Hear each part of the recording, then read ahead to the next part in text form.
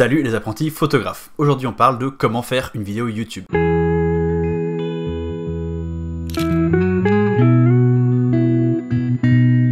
C'est une question qui n'est pas 100% directement liée à la photographie, mais c'est quand même une photo qu'on pose régulièrement et donc j'ai décidé d'y répondre dans cette vidéo. Peut-être que certains d'entre vous font ou aimeraient faire des vidéos sur YouTube, ou des vidéos tout court d'ailleurs, et peut-être que d'autres sont tout simplement curieux de savoir comment je m'y prends pour tourner mes vidéos YouTube. L'idée c'est de vous montrer tous les coulisses de la chaîne, comment je fais pour tourner une vidéo, du début de l'idée à la fin, à l'édition, donc tout le processus de tournage d'une vidéo YouTube.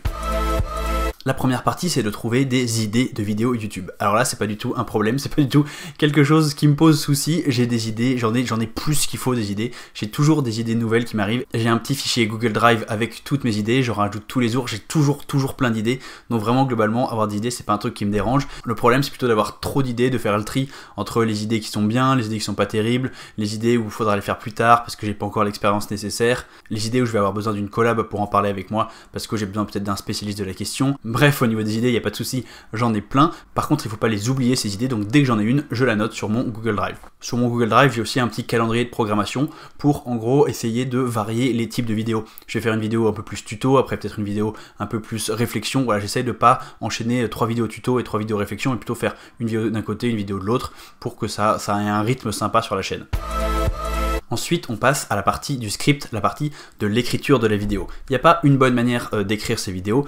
Plein de personnes ont des manières différentes d'écrire. Moi, j'ai tendance à pas tout écrire. J'essaie juste d'écrire un plan global avec les idées que je veux développer. Mais souvent, quand je me mets à écrire, je pense à une phrase précise, je pense à une idée que j'ai envie de mettre, un exemple que j'ai pas envie d'oublier. Donc, j'écris quand même pas mal de trucs. C'est pas un script mot pour mot, mais mes vidéos sont quand même pas mal scriptées, notamment parce que j'aime bien donner une certaine cohérence, donner une certaine structure. J'aime bien quand il y a plusieurs parties, j'aime bien quand les idées s'enchaînent de manière logique. Et ça, c'est quand même plus facile de le faire si on a passé du temps à réfléchir sur un script. Ça, c'est une partie qui me prend toujours plus de temps que prévu. Je me dis, ok, j'ai 1 heure, je vais écrire une vidéo. Résultat, ça me prend 2 heures, ça peut même me prendre encore plus pour les vidéos où il y a beaucoup de recherches. S'il faut que j'aille lire des articles en ligne, s'il faut que j'aille regarder des vidéos, s'il faut que je me renseigne plus précisément sur un sujet, à ce moment-là, ça peut prendre encore plus de temps. Personnellement, je trouve que c'est le moment le plus difficile de la création d'une vidéo YouTube. Écrire, pour moi, c'est pas facile, c'est quelque chose que j'aime bien et à la fois j'ai une relation compliquée avec l'écriture. J'aime bien, mais je trouve ça toujours dur. J'ai toujours du mal à m'y mettre, j'ai toujours du mal à me lancer et parfois j'arrive enfin à me lancer au bout de 2 heures et là je vais écrire pendant 3 heures sans m'arrêter.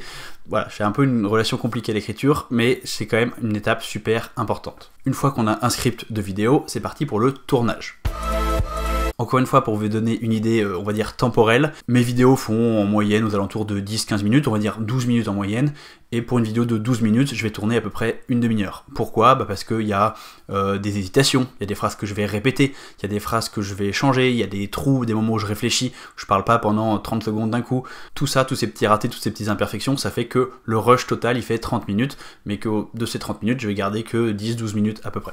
Mais le tournage, c'est pas juste je m'assieds, j'appuie sur un bouton et je commence à parler. Il y a de l'installation, il faut que j'installe mes lumières, il faut que j'installe mon micro, il faut que je range mon bureau, il faut que je fasse tout un tas de trucs qui fait qu'il y a toute une mise en place à chaque fois que je veux tourner. Cette mise en place, elle dure au moins une demi-heure, donc si je mets en place une demi-heure pour tourner une demi-heure et après ranger, en fait c'est pas mal de temps perdu. Du coup, ce que j'essaie de faire, c'est d'écrire plusieurs vidéos et de tourner des vidéos à la suite les unes des autres, par batch, peut-être 2, 3, 4 vidéos quand je peux, le même jour. Ça a des avantages et des inconvénients, bien sûr ça me fait gagner beaucoup de temps sur l'installation, la désinstallation du matériel, mais quand je fais une connerie, si je fais une connerie, je sais pas, sur un enregistrement, sur le son, sur la lumière, et bah ça veut dire que j'ai 4 vidéos qui sont pourries. C'est con, mais l'autre jour par exemple j'avais mal réglé mon autofocus, et du coup j'avais certains moments de mes vidéos où bah, l'autofocus il galérait un petit peu, puis j'étais flou pendant 1 seconde ou 2 et ça revenait net, et ça j'ai ça pendant 4 vidéos, parce que j'ai tourné 4 vidéos cet après-midi là, c'est un petit peu dommage, mais bon, c'est la vie. Quand je parle de 30 minutes de tournage, je parle uniquement du temps pour filmer les parties où je suis face à la caméra. Si on doit rajouter ce qu'on appelle des B-roll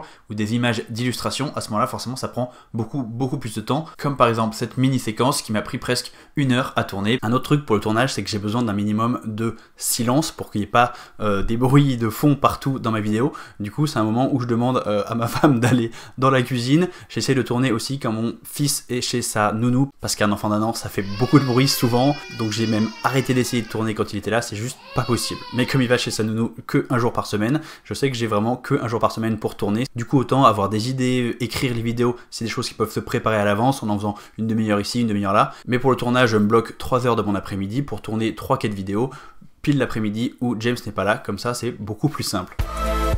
Je sais très bien que je vais avoir plein de questions sur le matériel, donc je vais vous parler du matériel avec lequel je tourne. Je tourne avec le même appareil photo que j'utilise pour faire mes photos, en l'occurrence un Fuji X-T3 ou un Fuji X-T2, il n'y a pas vraiment de différence. J'aime bien juste le X-T3 juste parce qu'il a la petite lumière qui me dit quand est-ce que ça tourne, et ça c'est juste pratique pour ne pas parler dans le vide si jamais l'appareil photo n'a plus de batterie par exemple. J'enregistre une piste son séparée, donc j'ai un micro qui est branché directement sur mon ordinateur et j'enregistre avec l'outil d'enregistrement Windows tout simplement. Le micro que je branche, c'est un micro de la marque Blue qui s'appelle Snowball Ice, c'est juste parce que c'est un petit micro tout rond.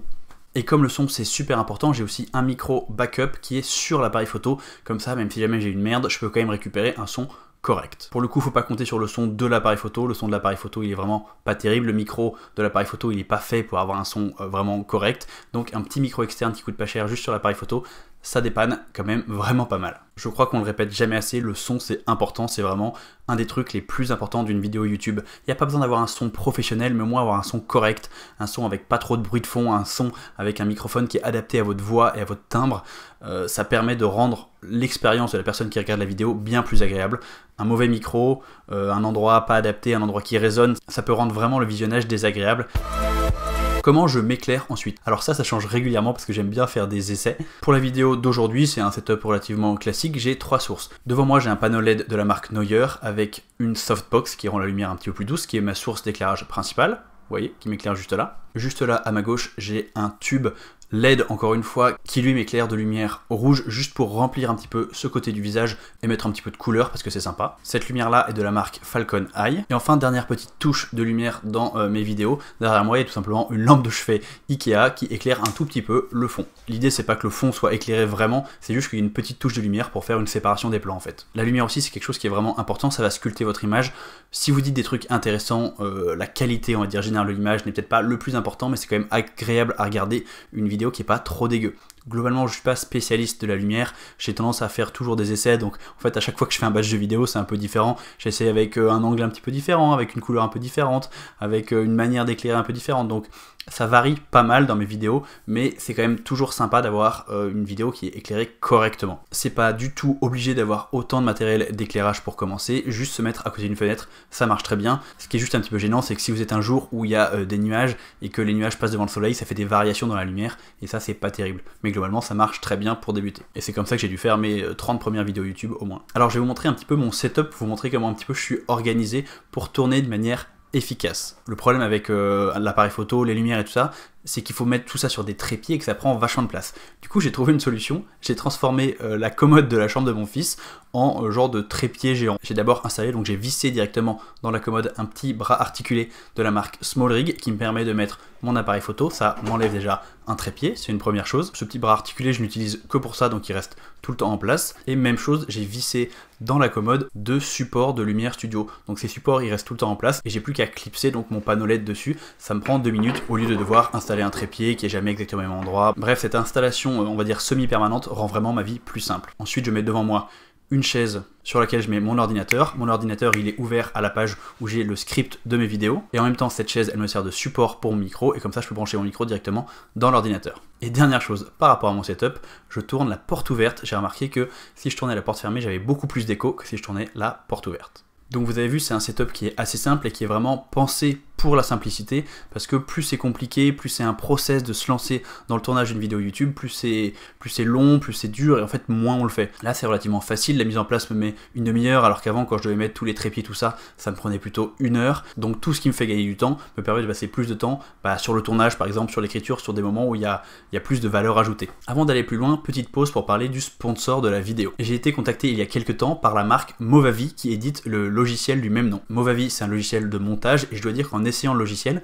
j'ai été vraiment super surpris et en bien. C'est un logiciel qui est vraiment très simple à utiliser, qui est très clairement destiné aux débutants, mais il est très complet et on peut faire plein de trucs avec, notamment des petites animations comme celle que j'ai mis en début de la vidéo et que je remets maintenant. Et en plus, il est vraiment pas cher, il coûte 40 €, donc c'est vraiment parfait pour débuter le montage vidéo. Donc si vous débutez dans la vidéo, que vous n'avez pas envie de vous lancer dans l'apprentissage d'un logiciel super complexe, super compliqué à prendre en main, et que vous avez envie de vous éclater direct avec des petits montages relativement simples au début, mais quand même avec un logiciel qui est assez complet, je pense que c'est vraiment une bonne idée de vous intéresser à ce logiciel Movavi. Un grand merci donc à Movavi pour sponsoriser cette vidéo. Il y aura bien sûr un lien de téléchargement dans la description. Et un petit peu plus tard dans la vidéo, quand on va arriver au moment du montage, je vous montrerai en détail quelques-uns des trucs qu'on peut faire avec le logiciel Movavi. Vous verrez, c'est vraiment très pratique.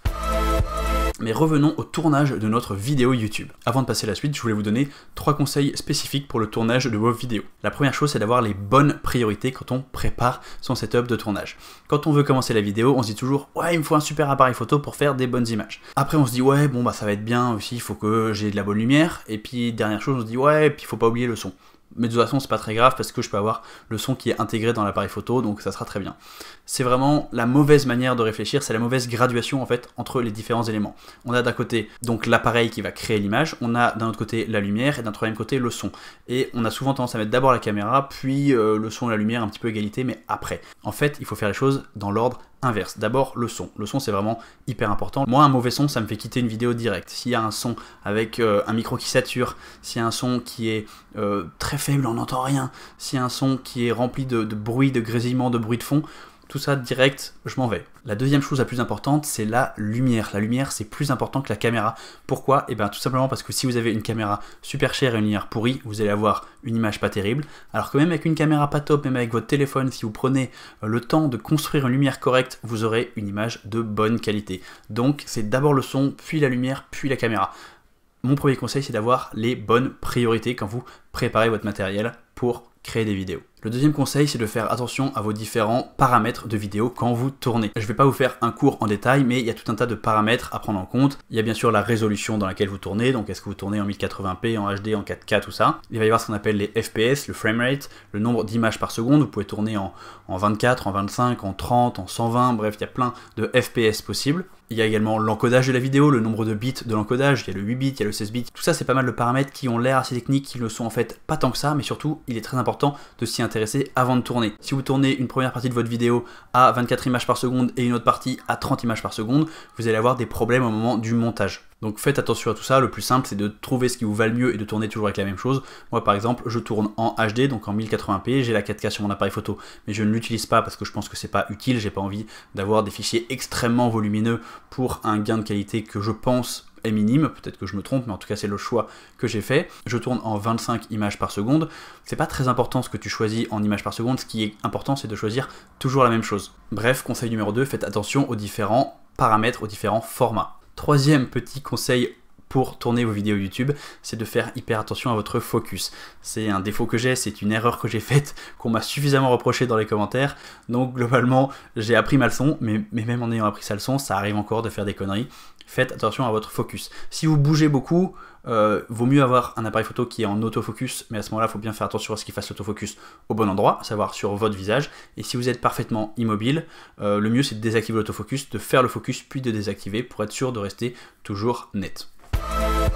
On arrive maintenant à la phase de post-production de la vidéo. Donc d'abord je récupère tous les fichiers, il y a donc les fichiers vidéo qui sont sur ma carte mémoire et il y a les fichiers audio qui sont sur mon ordinateur. Je mets tout ça dans un fichier dédié dans mon répertoire YouTube. C'est vraiment important de rester bien organisé parce que quand comme moi on bosse sur 4, 5, 6 vidéos en même temps, parce que j'avance un petit peu sur une vidéo, puis sur une autre, et tout ça je le fais un petit peu en synchronisé, je mélange un petit peu tout ça. Du coup si je veux m'y retrouver, il faut être bien organisé. Donc c'est très facile de se retrouver à plus savoir quel fichier correspond à quoi. Donc moi je fais bien attention à renommer les fichiers, à les mettre dans les bons dossiers pour bien m'y retrouver et de pas me dire une semaine après le tournage, ah zut il manque un fichier audio, j'arrive pas à le retrouver, il faut que je retourne toute la vidéo. Et ensuite on passe au montage. Il n'y a pas du tout une bonne manière de faire du montage. Il y a certains vidéastes qui font des montages extrêmement chiadés avec beaucoup d'effets, beaucoup de changements, beaucoup de valeurs ajoutées au montage.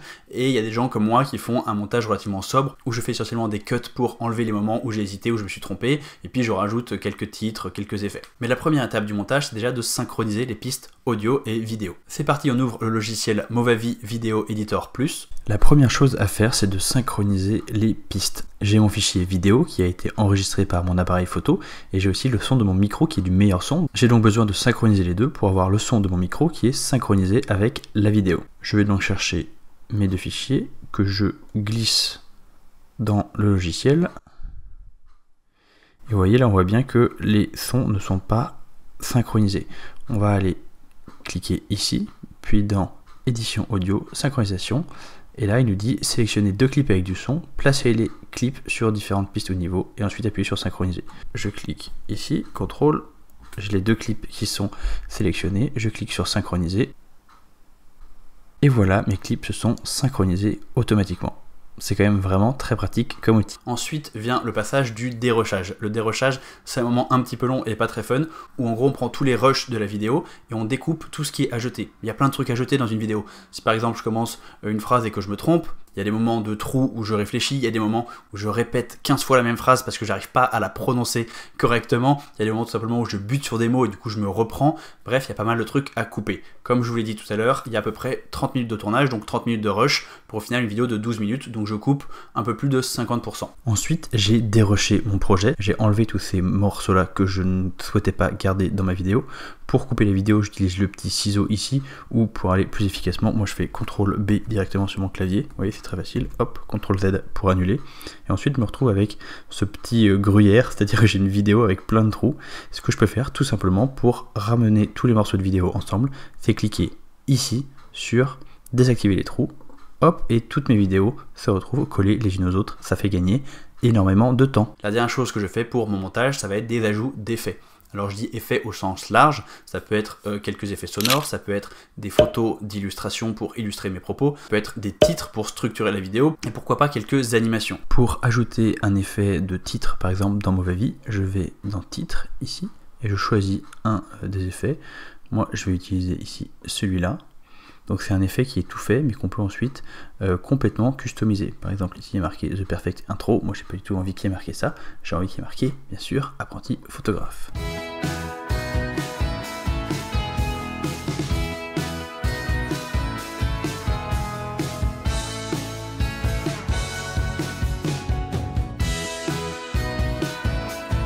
Et voilà, j'ai modifié mon effet, il ne reste plus qu'à voir ce que ça donne.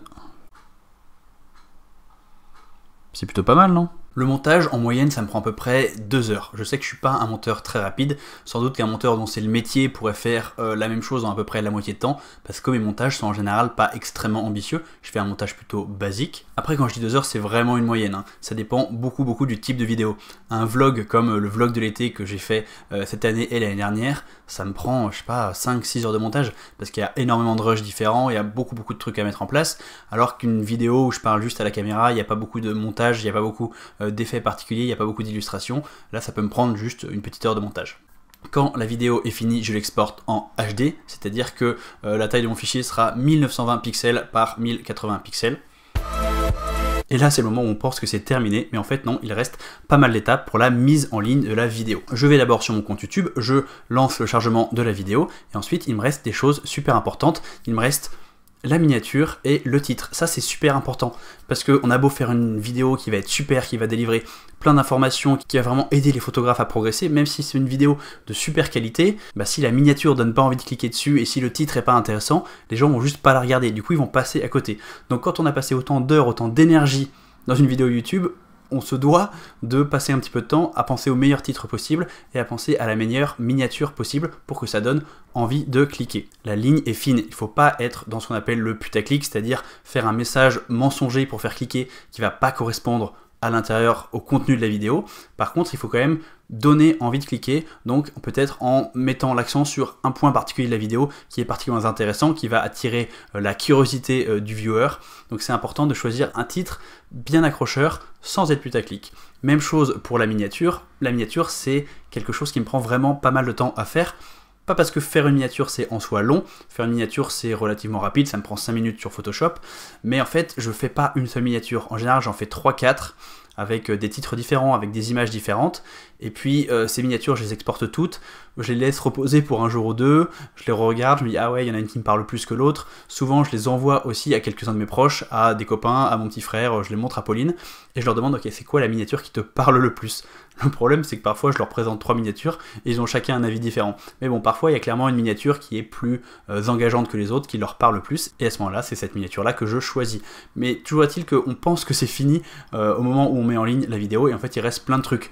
Sans même compter qu'il faut gérer tous les paramètres de mise en ligne, il faut gérer la monétisation des vidéos, il faut remplir la description, il faut mettre des tags sur la vidéo éventuellement. On peut aussi rajouter des écrans de fin, vous savez, c'est quand à la fin de la vidéo, on vous propose de cliquer sur une autre vidéo pour continuer à regarder des vidéos sur la chaîne. Bref, tous ces petits trucs là, c'est des choses qui peuvent prendre pas mal de temps, et on croit que c'est fini, et en fait il reste encore au moins 1 heure de boulot, voire 2 peut-être. Et oui, vous avez raison, faire des vidéos YouTube, c'est extrêmement chronophage. Il faut vraiment aimer ça, quoi. On peut pas faire des vidéos YouTube pendant des mois, des années, si on n'est pas vraiment passionné, parce que ça prend du temps, ça prend vraiment du temps. Et encore, moi je suis dans les rapides, c'est-à-dire que la plupart de mes vidéos, je suis en face de la caméra, je discute, il n'y a pas de vidéo avec une énorme production. Il y a certains créateurs vidéo qui vraiment préparent chaque vidéo pendant plusieurs semaines, plusieurs mois, parce qu'il y a énormément de boulot derrière. Et il y a aussi des gens qui vont mettre beaucoup plus de temps sur le montage, par exemple, qui vont faire des montages avec beaucoup plus d'effets, avec beaucoup plus de valeur ajoutée dans le montage en lui-même, alors que moi, mon montage, il reste relativement sobre, on va dire. Et voilà, notre vidéo YouTube est en ligne. Dans cette vidéo, je vous ai parlé de mon process pour faire des vidéos YouTube, mais c'est pas spécifiquement dédié à YouTube, hein, ça serait vrai pour pas mal d'autres types de vidéos. Toutes ces actions mises bout à bout, sans même parler de quelques petits trucs dont je vous ai pas parlé, je sais pas, le transfert de fichiers, le fait de ranger le bureau à la fin de la session de tournage, tous ces trucs-là, ça me prend en moyenne une dizaine d'heures. Donc une vidéo YouTube égale 10 heures de boulot. Et ouais, c'est beaucoup. C'est pas vraiment un problème parce que j'adore ça. Vraiment, je m'amuse beaucoup à faire des vidéos YouTube, ça m'amuse de trouver des nouvelles idées, ça m'amuse d'essayer des nouveaux concepts, ça m'intéresse beaucoup de développer ma réflexion sur un sujet précis. Quand je suis sur mon document en train d'écrire, on me dit ah ouais, je vais trouver cet argument, mais en fait cet argument il est pas forcément bon parce que si, parce que ça, bref, ça m'intéresse de réfléchir, ça m'intéresse vraiment l'entièreté du processus.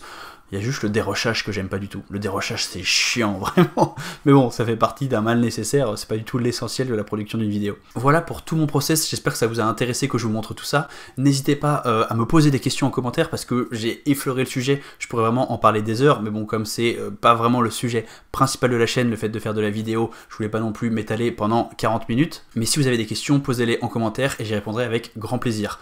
Encore un grand merci à Movavi pour avoir sponsorisé cette vidéo. C'est vraiment une boîte sympa qui fait un chouette produit. Donc si vous êtes intéressé par le montage vidéo, que vous n'avez pas envie de mettre des sous dans un abonnement ou dans un logiciel à 300 € très complexe, vous pouvez commencer avec Movavi. Ça va vous coûter 40 €, vous prenez pas beaucoup de risques. Et en plus le logiciel est très sympa et très facile d'utilisation. Si vous avez aimé cette vidéo, pensez à vous abonner à la chaîne, un petit pouce bleu, ça fait toujours plaisir. Et si vous souhaitez progresser en photo, je vous propose de télécharger mon guide qui est complètement gratuit, qui s'appelle Devenez un meilleur photographe en 12 semaines. Il est dispo en cliquant sur le lien dans la description. Moi je vous souhaite des bonnes photos et à la semaine prochaine. Salut!